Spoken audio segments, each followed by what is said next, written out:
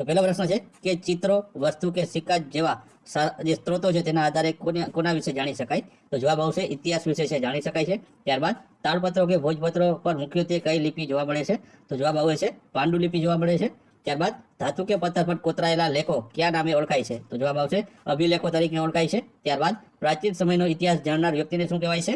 તો તેને મિત્રો પુરાતત્વવિદ કહેવામાં આવે છે. ત્યારબાદ શ્રી હેમચંદ્રાચાર્ય લાઇબ્રેરી કયા શહેરમાં આવેલી છે? તો જવાબ આવશે પાટણ શહેરમાં આવેલી છે. ત્યારબાદ બુર્જ નામના વૃક્ષોની છાલમાંથી બનાવવામાં આવતા પત્રો કયા નામે ઓળખવામાં આવે છે? તો જવાબ આવશે ભોજપત્રો તરીકે ઓળખવામાં આવે છે.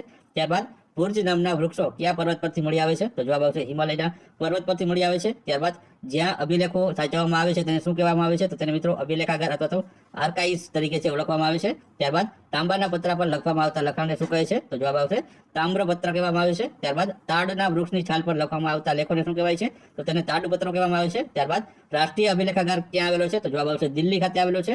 ત્યારબાદ જ્યારે 20મી સદી પૂરી થાય ત્યારે તમામ વર્તમાન પત્રોમાં 20મી સદીમાં બનેલા બનાવોની વિગતો ચિત્રાત્મક રીતે છે આપવામાં આવી, તો તેને શું નામ આપવામાં આવ્યું હતું?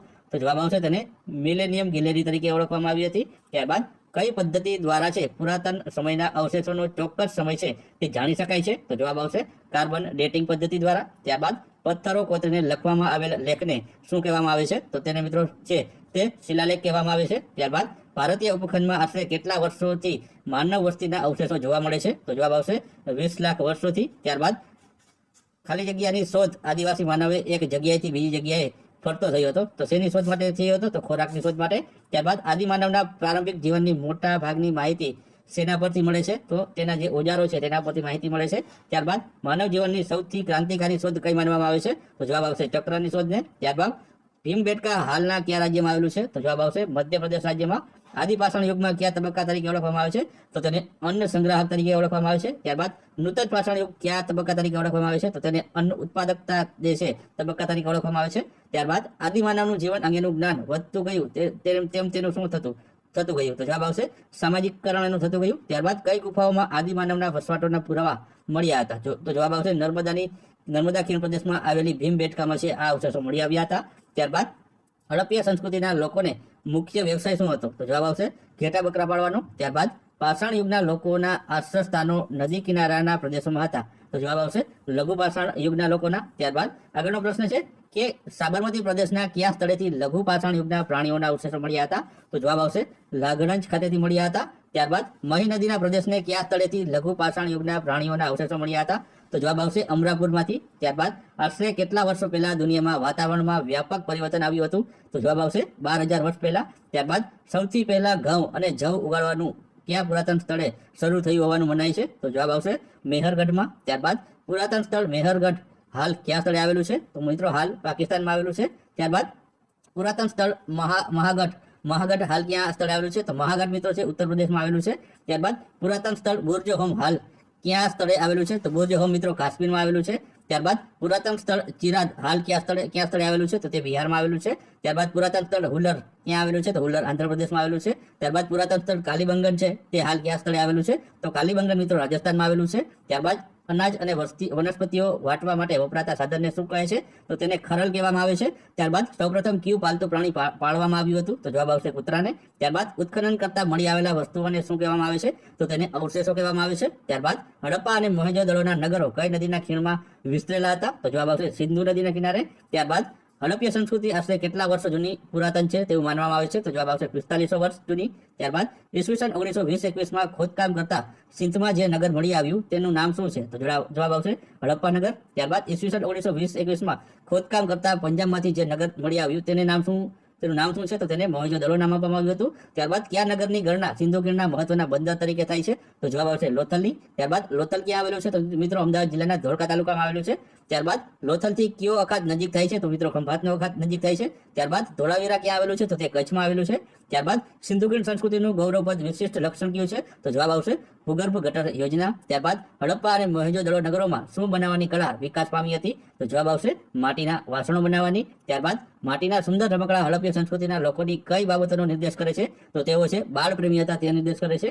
ત્યારબાદ સિંચાઈ માટેની નહેરો ક્યાંથી મળી આવી હતી? તો જવાબ આવશે અફઘાનિસ્તાનમાંથી છે આ મળી આવી હતી. ત્યારબાદ સિંચાઈ માટેનું જે તળાવ છે તે ક્યાં મળી આવ્યું હતું? તો તે ધોળાવીરામાંથી મળી આવ્યું હતું. ત્યારબાદ સુરેન્દ્રનગરના કયા ગામમાંથી સિંધુ ખીણ સંસ્કૃતિના અવશેષો મળી આવ્યા હતા? તો રંગપુરમાંથી મળી આવ્યા હતા. ત્યારબાદ ભારતમાં કેટલા નગરો ખોદકામમાંથી શોધવામાં આવ્યા છે? તો જવાબ આવશે આશરે 1000 નગરો છે ખોદકામમાંથી શોધવામાં આવ્યા છે. ત્યારબાદ પ્રાચીન સમયમાં દૂરના સંપર્કોને સુવિધાયુક્ત બનાવવા માટે શાનો ઉપયોગ થતો હતો? તો જવાબ આવશે મુદ્રાકરનો. ત્યારબાદ વેદો કેટલા છે? તો મિત્રો 4 વેદો છે, ઋગ્વેદ, સામવેદ, અથર્વવેદ અને યજુર્વેદ. તો સૌથી જૂનો વેદ કયો છે? તો ઋગ્વેદ સૌથી જૂનો વેદ છે. ત્યારબાદ સંગીતની ગંગોત્રી તરીકે કયો વેદ ઓળખાય છે? તો સામવેદ ઓળખાય છે. ત્યારબાદ ઋગ્વેદની ઋચાઓ છે તે કોની સરખામણીએ ગાયો અને ઘોડા સાથે કરી છે? તો મિત્રો નદીઓની. ત્યારબાદ ઋચાઓના સમૂહને શું કહે છે? તો તેને સુક્ત કહે છે. ત્યારબાદ ઋગ્વેદમાં કેટલી ઋચાઓ છે? તો 1000 થી વધુ આવેલી છે. ત્યારબાદ ઋગ્વેદની ભાષામાં ઋગ્વેદની ભાષા શું કહેવાતી હતી? તો તેને વૈદિક સંસ્કૃતિ કહેવાતી હતી. વેદોને છાપવાનું કામ ક્યારે થયું હતું? તો 200 વર્ષ પહેલા થયું હતું. ત્યારબાદ રાજા કયું કામ કરતા હતા? પ્રજાનું રક્ષણ કરવાનું, ધર્મનું રક્ષણ કરવાનું અને ન્યાય આપવાનું કરતા હતા. ત્યારબાદ વૈદિક મંત્રોના દ્રષ્ટા કોણ હતા? તો ઋષિઓ હતા મિત્રો. ત્યારબાદ કયા ઋષિએ બિયાસ અને સતલુજ નદીઓના સાથે સંવાદ કર્યો હતો? તો વિશ્વામિત્ર એ કર્યો હતો. ત્યારબાદ ઇન્દ્ર શાનો દેવતા છે? તો યુદ્ધનો દેવતા છે. ત્યારબાદ યજ્ઞનો અને અનુષ્ઠાનો કરવાનું કામ કોણ કરતું હતું? તો જવાબ આવશે પુરોહિતો કરતા હતા. ત્યારબાદ પ્રાર્થનાઓના રચિતા પોતાને શું કહેતા હતા? તો તેને આર્યો કહેતા હતા. ત્યારબાદ મહાપાષાણ કબરો બનાવવાની પ્રથા આશરે છે કેટલા વર્ષ પહેલા શરૂ થઈ હતી? તો જવાબ આવશે 3000 વર્ષ પહેલા. ત્યારબાદ કયા ગામની કબરમાંથી 333 સોનાના મણકા અને શંખ મળ્યો હતો? તો જવાબ આવશે બ્રહ્મગીરીની જે આ ગામની જે કબરો છે તેમાં 33 જેટલા સોનાના મણકા મળ્યા હતા. ત્યારબાદ કયા ગામમાંથી પુરાતત્વવિદને અનાજના બીજ મળ્યા હતા? તો મિત્રો ઇમામ ગામમાંથી છે આ અનાજના બીજ છે મળી આવ્યા હતા. ત્યારબાદ કયા ગામના લોકો મૃતદેહને ઘરમાં જ દફનાવતા હતા? તો જવાબ આવશે ઇમામ ગામમાં. ત્યારબાદ વૈદિક કાળમાં દસ્યુ લોકો કયા પ્રદેશની આજુબાજુ રહેતા હતા? તો જવાબ આવશે પંજાબની આજુબાજુ. ત્યારબાદ વૈદિક સમય દરમિયાન યજ્ઞોમાં શાની આહુતિ આપવામાં આવતી હતી? તો ઘી અને અનાજની. ત્યારબાદ પાષાણ એટલે શું? તો પથ્થર થશે. સોમ એ શું છે? તો જવાબ આવશે સોમ એ એક છોડમાંથી બનાવેલું પીણું છે. ત્યારબાદ જનતા અથવા તો પૂરા સમુદાય માટે કયા શબ્દનો ઉપયોગ થતો હતો? તો જવાબ આવશે જનવિષ તરીકે એનો ઉપયોગ થતો હતો. ત્યારબાદ અગ્નિ સેના દેવતા હતા આગના. વેદો 1000 વર્ષો સુધી માત્ર કરુણાપૂર્ણ સાંભળીને કંઠસ્થ કરીને યાદ રાખાય હોવાથી શું કહેવાય છે? તેને શ્રુતિ ગ્રંથો કહેવાય છે. ત્યારબાદ ઋગ્વેદોમાં અમુક સૂક્તો શેના રૂપમાં મુકાયેલી છે? તો જવાબ આવશે સંવાદના રૂપમાં. ત્યારબાદ ઇમામ ગામ ક્યાં આવેલું છે? તો ધોળ નદીના કિનારે મિત્રો આવેલું છે. ત્યારબાદ ઋગ્વેદની રચના આશરે કેટલા વર્ષ પહેલા થઈ હોવાનું મનાય છે? તો જવાબ આવશે 3000 થી 3500 વર્ષ જૂનું. ત્યારબાદ ઋગ્વેદમાં આવેલા સૂક્ત કોની સ્તુતિ માટેના મંત્રો છે? તો દેવી દેવતાઓના. ત્યારબાદ હર્ષવર્ધનના પિતાનું નામ પ્રભાશંકર વર્ધન હતું. હર્ષવર્ધનના ભાઈનું નામ રાજ્યવર્ધન. હર્ષવર્ધનની બહેનનું નામ તો રાજ્યશ્રી હતું. હર્ષવર્ધન ક્યાં રાજગાદી સંભાળી હતી? તો થાનેશ્વરમાં. હર્ષવર્ધનની બહેન હર્ષવર્ધનની બહેનને કોને કેદ કરી હતી? તો દેવગુપ્તે કરી હતી. ત્યારબાદ હર્ષવર્ધનની બહેનને મુક્ત કરાવવા કયા બૌદ્ધ સાધુએ મદદ કરી હતી? તો જવાબ આવશે દિવાકરે. ત્યારબાદ હર્ષવર્ધનના ભાઈનું મૃત્યુ કયા રાજવીના દગાના કારણે થયું હતું? તો જવાબ આવશે શશાંકના. ત્યારબાદ હર્ષવર્ધન કયા સ્થળે દર 5 વર્ષે ધર્મ પરિષદનું આયોજન કરતો હતો? તો પ્રયાગમાં. ત્યારબાદ સંસ્કૃત ભાષાના કયા મહાકવિ હર્ષવર્ધનના દરબારને સંભાળતા હતા? તો જવાબ આવશે બાણભટ્ટ. ત્યારબાદ ચાલુક્ય વંશના કયા રાજાએ અશ્વમેઘ યજ્ઞ કર્યો હતો? તો જવાબ આવશે પુલકેશ પહેલાએ. ત્યારબાદ હર્ષવર્ધનના સમયમાં વેપારને કારણે કયા શહેરમાં પુષ્કળ સોનું ભારતમાં આવતું હતું? તો જવાબ આવશે રોમમાં. ત્યારબાદ હર્ષવર્ધન પ્રયાગમાં યોજેલી 6ઠ્ઠી ધર્મ પરિષદમાં કયા ચીની મુસાફરે હાજરી આપી હતી? તો જવાબ આવશે હ્યુંગ એન સાંગે. ત્યારબાદ ચાલુક્ય વંશના કયા રાજાએ વાતાપીમાં ભવ્ય વિષ્ણુ મંદિર બંધાવ્યું છે? તો જવાબ આવશે મંગલેશે. ત્યારબાદ હર્ષવર્ધન અને પુલકેશ બીજા વચ્ચે કઈ નદી કિનારે યુદ્ધ થયું હતું? તો જવાબ આવશે નર્મદા નદી કિનારે. ત્યારબાદ હર્ષવર્ધન અને પુલકેશ બીજાની વચ્ચે થયેલા યુદ્ધમાં કોની જીત થઈ હતી? તો જવાબ આવશે પુલકેશ બીજાની. ત્યારબાદ હર્ષવર્ધનના રાજ્યોમાં કેટલા બૌદ્ધ મઠો હતા? તો 100 જેટલા બૌદ્ધ મઠો હતા. ત્યારબાદ દક્ષિણ ભારતમાં ચાલુક્ય વંશ કયા નગરમાં પોતાની રાજધાની રાખી હતી? તો જવાબ આવશે વાતાપીમાં. ત્યારબાદ કેસી પહેલેના પુત્રનું નામ શું હતું? તો જવાબ આવશે કીર્તિવર્મા. ચાલુક્ય વંશના રાજાઓ કયા ધર્મના ઉપાસક હતા? તો હિન્દુ ધર્મના ઉપાસક હતા. ત્યારબાદ પુલકેશ પહેલાના ધ્વજમાં શાનું ચિહ્ન હતું? તો પુલકેશી પહેલાના જે ધ્વજમાં છે વરાહ અવતારનું છે તે ચિહ્ન હતું. ત્યારબાદ હર્ષવર્ધન શશાંક પર આક્રમણ કરવા માટે કામરૂપના કયા રાજા સાથે મૈત્રી સંબંધ બાંધ્યા હતા? તો જવાબ આવશે ભાસ્કર વર્મન સાથે. ત્યારબાદ હર્ષવર્ધનની બહેનનું કયું રાજ્ય રાજા વગરનું હોવાથી પોતાના સ્વહસ્તક લીધું હતું? તો જવાબ આવશે કનોજને. ત્યારબાદ કયા નાટકો હર્ષવર્ધને લખ્યા છે? તો જવાબ આવશે નાગાનંદ, રત્નાવલી અને પ્રિયદર્શિકા. ત્યારબાદ કઈ કૃતિ બાણભટ્ટે લખી હતી? તો જવાબ આવશે કાદંબરી તેણે લખી હતી. ત્યારબાદ સમ્રાટ હર્ષના સમયની ઘણી મહત્વની બાબતો આજે આપણને શામાંથી જાણવા મળે છે? તો જવાબ આવશે હર્ષ ચરિત્રમાંથી. ત્યારબાદ હર્ષવર્ધન કઈ વિદ્યાપીઠના નિભાવ માટે 100 જેટલા ગામો આપ્યા હતા? તો જવાબ આવશે નાલંદા. ત્યારબાદ હર્ષવર્ધનના સમયમાં નાલંદા વિદ્યાપીઠના આચાર્ય કોણ હતા? તો જવાબ આવશે શીલભદ્ર. ત્યારબાદ નાલંદા વિદ્યાપીઠમાં ક્યાં રસાયણશાસ્ત્રી થઈ ગયા? તો જવાબ આવશે નાગાર્જુન. ત્યારબાદ નાલંદા વિદ્યાપીઠ થઈ ગયેલા રસાયણશાસ્ત્રી કઈ ભસ્મનો ઔષધિ તરીકે ઉપયોગ સૂચવ્યો હતો?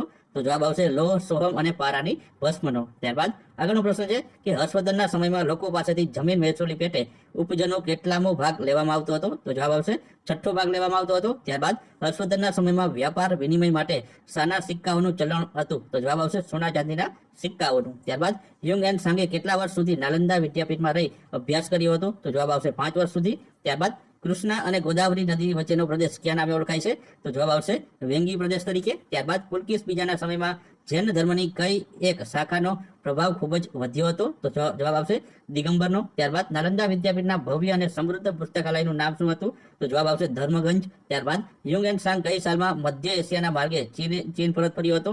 તો જવાબ આવશે ઈસવીસન 645માં. ત્યારબાદ ભારતમાં 6ઠ્ઠી સદીના અંત સુધીમાં કયા સમ્રાટોનું શાસન હતું? તો જવાબ આવશે ગુપ્ત સામ્રાજ્યનું. ત્યારબાદ જમીન મહેસૂલ ઉઘરાવવાનું કામ કરે તેને શું કહેવાય છે? તો મિત્રો તેને સામંતો કહેવાય છે. કયા સમ્રાટના અવસાન બાદ સામંતો અને સરદારો સ્વતંત્ર શાસકો બન્યા હતા? તો જવાબ આવશે સમ્રાટ હર્ષવર્ધનના. ત્યારબાદ સમ્રાટ હર્ષવર્ધન પછી કયા રાજાની ગણના કનોજના શક્તિશાળી શાસક તરીકે થાય છે? તો જવાબ આવશે યશોવર્માની. ત્યારબાદ પૂર્વ મધ્યયુગ એટલે કે કયો સમય થશે? તો 8મી સદીથી 12મી સદીનો સમય. ત્યારબાદ પલ્લવ વંશમાં કયો શક્તિશાળી રાજા થઈ ગયો હતો? તો જવાબ આવશે નરસિંહ વર્મા. ત્યારબાદ ચૌહાણ વંશના શાસકોએ અજમેરમાં સત્તા સ્થાપી પછી કયા શહેરને રાજધાની બનાવી હતી? તો જવાબ આવશે દિલ્હીને. ત્યારબાદ કયા વંશના શાસકો પાસે શક્તિશાળી નૌકાદળ હતું? તો જવાબ આવશે ચોલ વંશના. ત્યારબાદ કયા વંશના શાસકોએ સિલોન એટલે કે શ્રીલંકા પર ચડાઈ કરી હતી? તો જવાબ આવશે ચોલ વંશના રાજાએ. ત્યારબાદ શાંકભરી રાજ્યના શાસક અજય રાજે કયા નગરની સ્થાપના કરી હતી? તો જવાબ આવશે અજયમેરુ. ત્યારબાદ પ્રસિદ્ધ મહાકાવ્ય પૃથ્વીરાજ રાજસો નામની વીરકથા કોણે લખી છે? તો જવાબ આવશે ચિદમ્બરાએ લખી હતી. ત્યારબાદ કયા રાજાએ ધારાનગરીને વિધાન નગરી બનાવી છે? તો જવાબ આવશે ભોજ રાજાએ. ત્યારબાદ ચોલ વંશની રાજધાની કઈ છે? તો જવાબ આવશે તાંજોર છે. ત્યારબાદ ચેર રાજ્યોનો પ્રથમ શક્તિશાળી શાસક કોણ હતો? તો અથન બીજો. ત્યારબાદ મેવાડના ગોહિલ પુત્રો કે ગોહિલોત પાછળથી કયા નામે ઓળખાયા? તો જવાબ આવશે સિસોદિયા રાજપૂત. ત્યારબાદ કયા વિદેશી પ્રવાસીએ પાંડ્ય વંશના શાસકો વિશે લખ્યું છે? તો જવાબ આવશે મેગેસ્થનીસે. ત્યારબાદ કલ યુરિયોના ચેદી રાજ્યની રાજધાની કઈ હતી? તો જવાબ આવશે ત્રિપુટી. ત્યારબાદ મધ્યયુગ દરમિયાન અણહિલપુર પાટણ કયા વંશનું શાસન હતું? તો જવાબ આવશે ચાવડા વંશનું. ત્યારબાદ કયા વંશનું શાસન સ્ત્રીઓના હાથમાં હતું? તો જવાબ આવશે પાંડ્ય વંશનું. ત્યારબાદ ચેરનું બીજું નામ શું છે? તો કેરળ. અરબોના આક્રમણથી કયા વંશ ભારતને બચાવ્યું હતું? તો જવાબ આવશે પ્રતિહારે. ત્યારબાદ પ્રતિહાર વંશમાં કયો શક્તિશાળી શાસક હતો? તો જવાબ આવશે મિહિર ભોજ. ત્યારબાદ 7મી સદીના અંત સુધીમાં કયા સમ્રાટના સામ્રાજ્યની રાજનૈતિક શક્તિઓની એકતા તૂટી હતી? તો જવાબ આવશે સમ્રાટ હર્ષવર્ધનની. ત્યારબાદ પ્રતિહાર વંશના કયા રાજાની શાસક દરમિયાન રાષ્ટ્રકૂતો સાથે સતત લડાઈ થતી હતી? તો જવાબ આવશે મિહિર ભોજની. ત્યારબાદ ઉજ્જૈન અને ધારાનગરી ક્યાંના મુખ્ય શહેરો હતા? તો જવાબ આવશે માળવાના. ત્યારબાદ ચૌહાણ વંશના શક્તિશાળી શાસક કોણ હતા? તો જવાબ આવશે પૃથ્વીરાજ. ત્યારબાદ કાંચીનું કયું મંદિર પલ્લવ વંશ દરમિયાન બંધાયું હતું? તો જવાબ આવશે કૈલાસ મંદિર. ત્યારબાદ ગોવિંદ ત્રીજાએ કયા વંશનો શાસક હતો? તો જવાબ આવશે રાષ્ટ્રકૂટ વંશનો. ત્યારબાદ ચોલ વંશના કયા રાજાએ જમીન માપણી અને સ્થાનિક સ્વરાજનો આરંભ કર્યો હતો? તો જવાબ આવશે રાજા રાજ પ્રથમે. ત્યારબાદ કયું સરોવર અજમેરની ઉત્તરે આવેલું છે? તો જવાબ આવશે સાંભર. ત્યારબાદ સિસોદિયા વંશના સ્થાપક કોણ હતા? તો જવાબ આવશે બપ્પા રાવલ. ત્યારબાદ દક્ષિણ ભારતમાં કયા વંશની પડતી થતા રાષ્ટ્રકૂટ વંશ સત્તા ઉપર આવ્યું હતું? તો જવાબ આવશે ચાલુક્ય. ત્યારબાદ આગળનો પ્રશ્ન છે કે કયા વંશનો સેતુગવન નામનો શક્તિશાળી રાજા થઈ ગયો? તો જવાબ આવશે ચેર વંશનો. ત્યારબાદ અશોકના શિલાલેખમાં કયા રાજા અને તેના વંશનો ઉલ્લેખ છે? તો જવાબ આવશે પાંડ્ય. ત્યારબાદ તમિલનાડુ હાલ મદુરા અને છે તિરુવેલ્લીનો જિલ્લો છે, તો ત્યાં મહાયુગમાં કયું રાજ્ય હતું? જવાબ આવશે તો પાંડ્ય રાજ્ય હતું. ત્યારબાદ અગાઉના સમયમાં ચેર કયા પ્રદેશનો એક ભાગ હતો?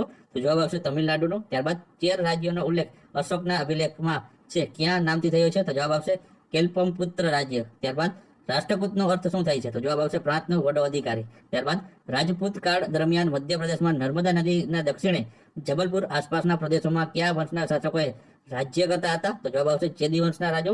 ત્યારબાદ યુદ્ધમાં રાજપૂતો દુશ્મનો સામે વીરગતિ પામતા ત્યારે રાજપૂતાણીઓ શું કરતી? તો જવાબ આવશે જોહર કરતી. ત્યારબાદ ગુજરાતના રાજા કુમારપાળની પસંદગી કોને કરી? તો જવાબ આવશે મંત્રીમંડળે. ત્યારબાદ જૈન આચાર્ય હેમચંદ્રાચાર્ય કયો વ્યાકરણ ગ્રંથ લખ્યો?